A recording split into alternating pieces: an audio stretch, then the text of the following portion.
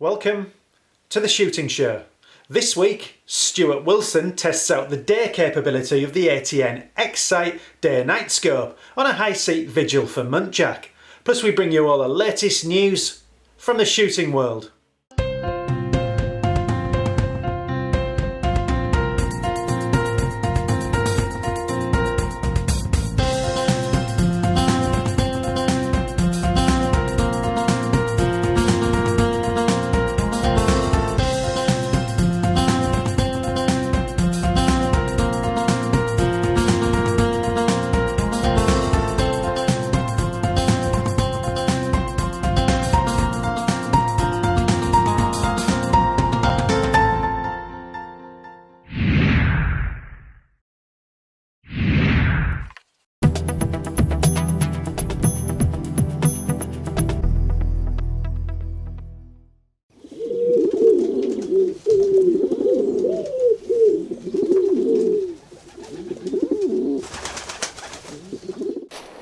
We're back out at Audley End for another high-seat hunt, but this time we're doing things differently.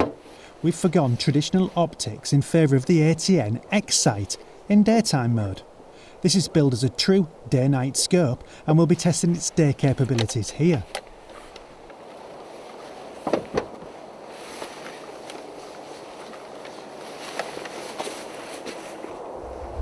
Stuart Wilson is the man in the hot seat. This is a filming mission for him as well as a shooting mission. After getting some stick in the comments section last time, he's remembered the batteries and memory card for the X Sight today, so we should get some good footage through its inbuilt video function.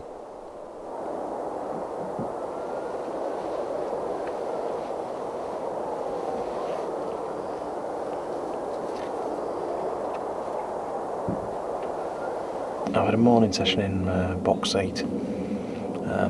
Managed to sort of get snuck in just as sort of light was coming up.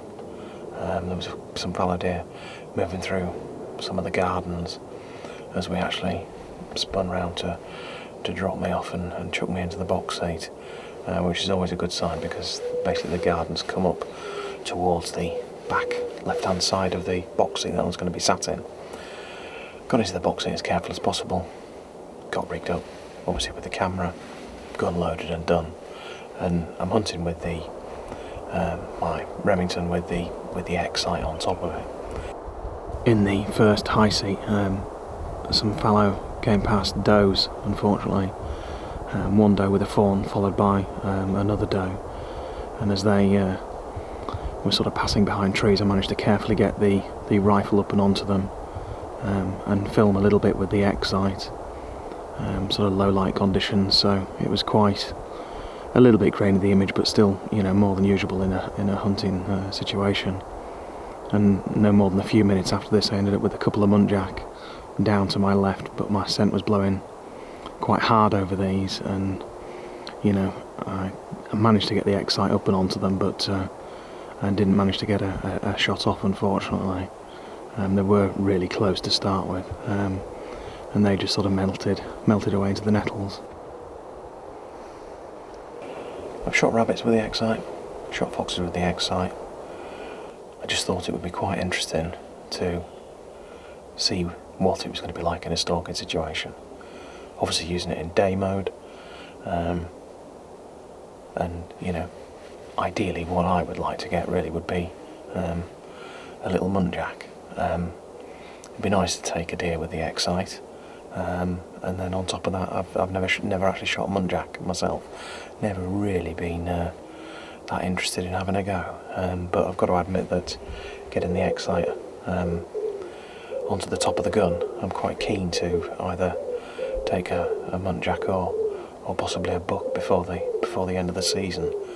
There are a few fallow deer around. I've had a couple of does in the tree line. I've had some come out of the gate hole at the far end, and then they sort of melted back into the wood line, and then I had another doe and a fawn come out and they were playing around, and then they were, I don't know, after sort of 10-15 minutes joined by another doe.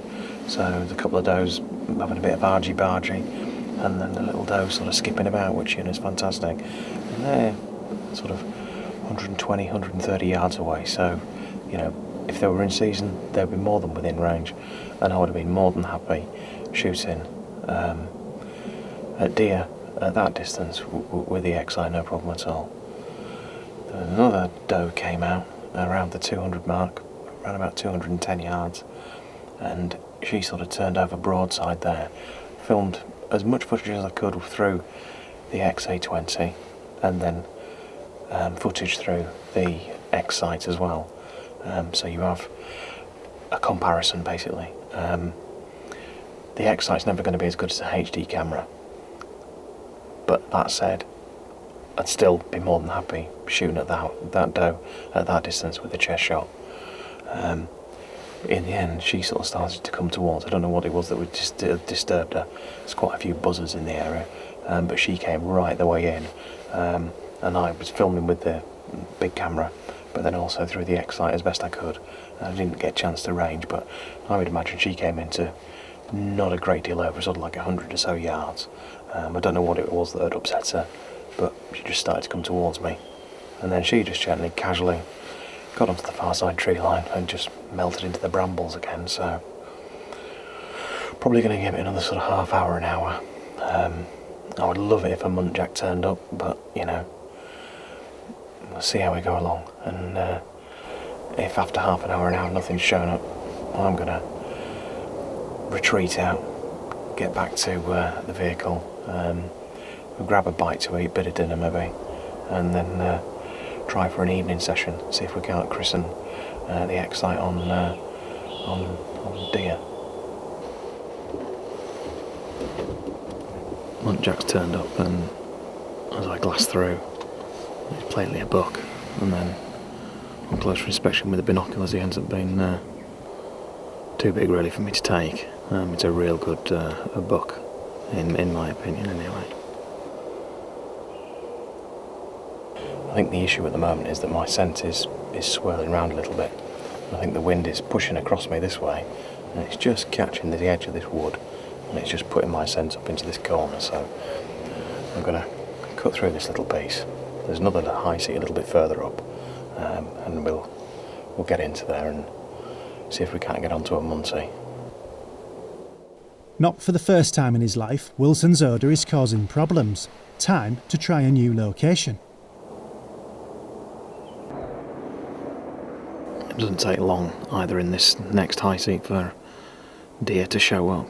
And this time it's a pricket that's doing a really good impression of hiding in the nettles, keeping out of the way. If I do get a chance, if he presents a shot, I will take him. But for now he seems buried in the nettles. Glassing intently, Stuart awaits his opportunity on the diminutive deer. But this doe is in no hurry to present a shot, browsing slowly towards us. All we need is for it to go broadside for a second, but no sooner has it turned than it dashes off into cover. Back to the waiting game.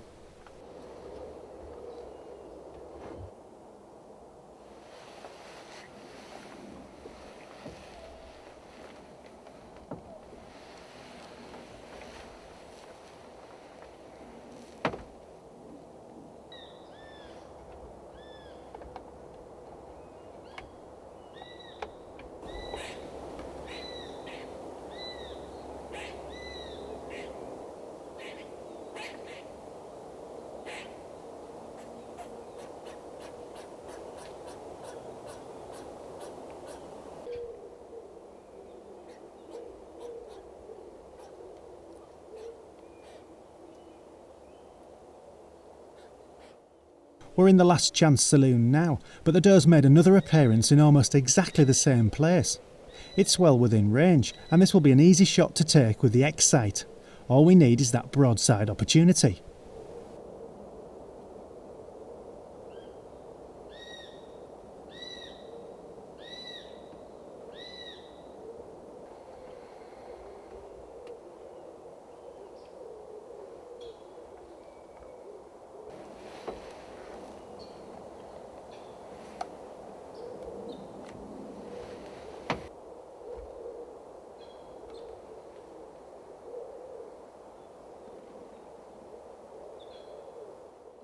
After what feels like hours, it finally happens.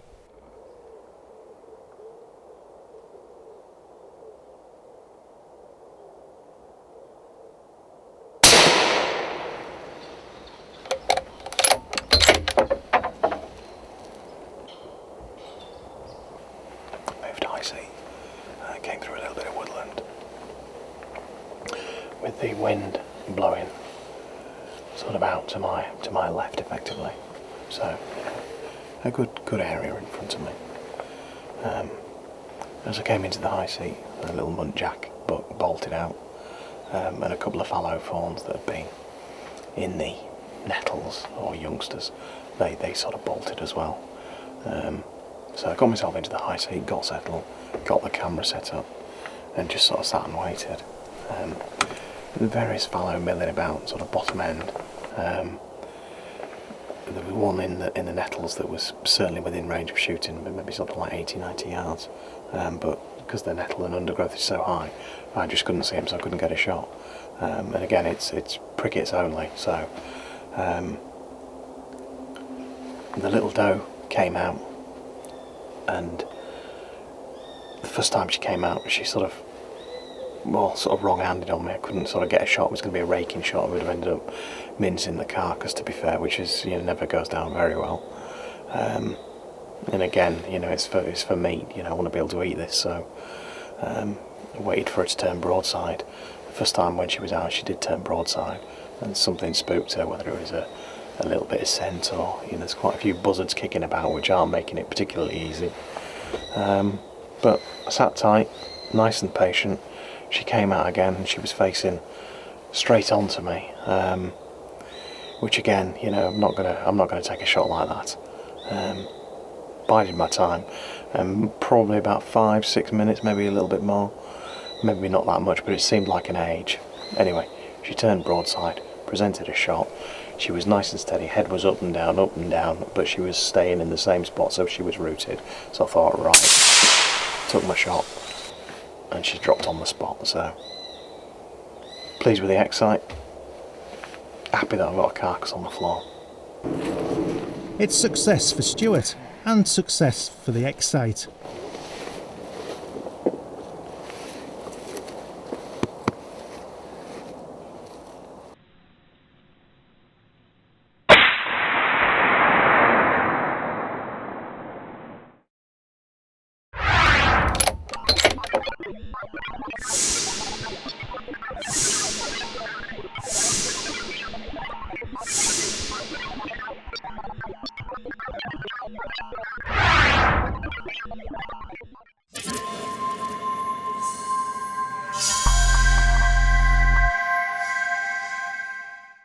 Wilson securing success at the last minute there.